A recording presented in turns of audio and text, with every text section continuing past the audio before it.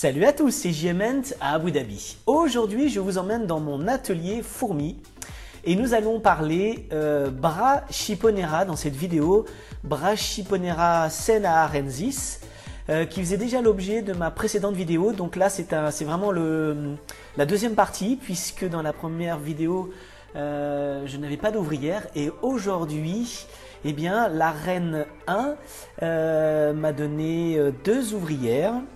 Donc là, j'ai branché dans un petit air de chasse qui lui est raccordé à une fourmilière que j'ai fabriquée moi-même, vous en doutez, verte, qui est bouchée dans un premier temps. Bien sûr, quand la colonie sera suffisamment grande, eh ben, j'ouvrirai l'accès à la fourmilière. Pour l'instant, ce sera tube et air de fourragement. Donc là, vous pouvez voir la petite ouvrière, la deuxième est cachée dans un coin. Alors bien sûr, j'ai posé le trépied et puis dans quelques minutes, vous pourrez la voir vraiment de beaucoup plus près et mieux. Ici, deuxième fourmilière, donc la reine 2 pardon, sera suivie dans une fourmilière rose. Alors pourquoi rose? Ben pourquoi pas. Et pareil, tube branché dans un petit air de fourragement, mais la fourmilière pour l'instant bien sûr est bouchée par du coton. Et voilà, pareil, quand elle sera bien développée, quand j'aurai une bonne vingtaine, peut-être même une trentaine d'ouvrières, ça prendra un petit peu de temps. Eh bien, je leur donnerai la possibilité d'accéder à la fourmilière. Mais enfin, tout est prêt, tout est branché, elles peuvent y aller quand elles veulent. Donc, avant de vous montrer les images donc de ces petites ouvrières, je vous montre 2 petites choses dans mon atelier.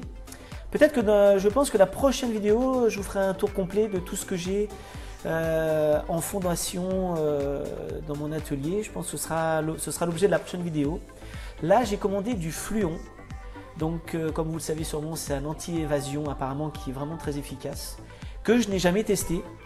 Dites-moi dans les commentaires si vous l'avez déjà utilisé.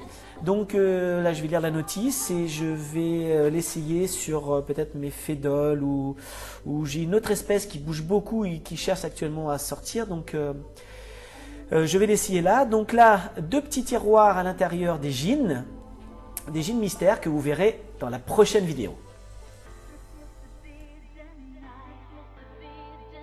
Chose très intéressante, c'est que pour l'instant les ouvrières ne sortent pas, elles restent timidement dans le tube et ce n'est que la reine qui sort. Elle sort toutes les 15 minutes, elle fait son tour dans l'air de fourragement, elle prend soin de boucher le tube, vous verrez, et c'est elle qui alimente pour l'instant la colonie. Donc ça c'est génial, c'est plutôt inhabituel. Généralement c'est les ouvrières, les premières ouvrières qui sortent et puis bon, elles vont pas très loin, mais elles cherchent la nourriture, ce qui est autour. Donc là pour l'instant je nourris absolument pas la colonie dans le tube. Je pose devant et puis c'est la reine qui vient et qui ramène, donc c'est génial à observer. Ensuite, ben là j'avais quand même donné un petit peu de miel au sucre. Mais madame doit trouver ça trop visqueux, trop dangereux, en tout cas pas à son goût.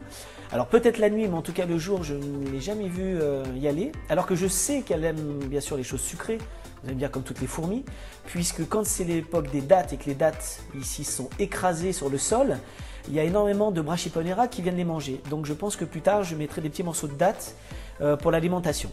Donc voici, alors je vais pouvoir vous montrer de beaucoup plus près les ouvrières. Donc ça, ben voilà à quoi ressemblera dans quelques mois la fourmilière dans laquelle la reine 1, pardon, oui, la reine 1 dans la fourmilière verte. Et donc voici les 2 petites ouvrières, donc environ 4 mm. Les prochaines feront 6. Et ici, la reine 2 avec une ouvrière. Comme vous pouvez voir, l'entrée du tube a été bien bouchée. Et là, un cocon et puis derrière des larves, même une larve qui est en L3, donc qui va pas tarder d'être en cocon aussi. Toujours madame qui sort faire son tour. Ça c'est cool, vraiment, ça c'est le truc génial. Toutes les 10 minutes elle sort, elle rentre, elle sort, fait aller-retour. Et les petites ouvrières qui restent à l'intérieur tranquillement.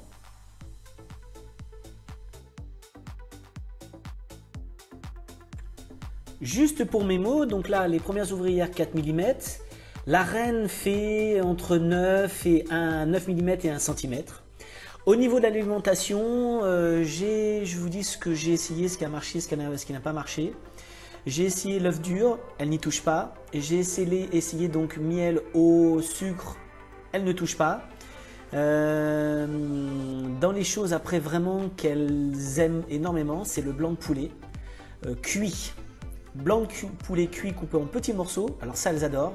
Et également alors après les morceaux de sauterelles. Alors pour trouver des sauterelles ici c'est très facile, il y en a tous les soirs partout. Les Ibériens appellent ça, je sais plus, il y a un nom pour ça, mais c'est une calamité parce que ça mange tout. Donc j'en trouve régulièrement et petits morceaux de sauterelles, alors ça sans problème.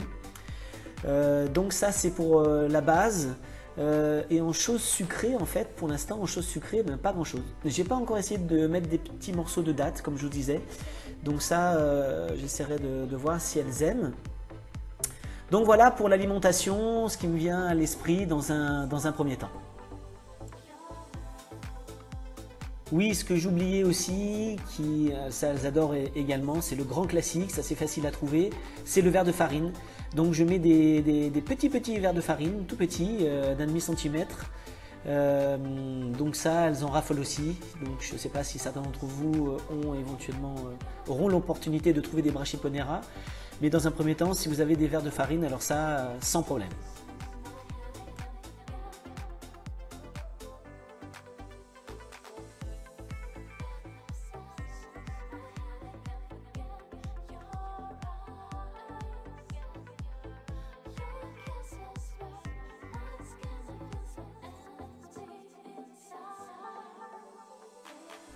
On passe à l'arène 1 avec ces deux ouvrières. Vous pouvez voir une magnifique grappe d'œufs énorme qui a été pondue il y a vraiment très peu de temps.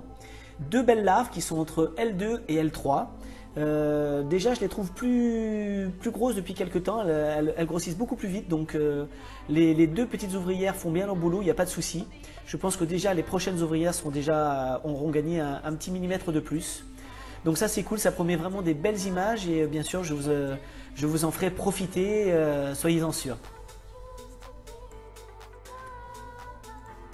Et voilà, cette vidéo se termine. J'ai encore plein de projets pour la chaîne.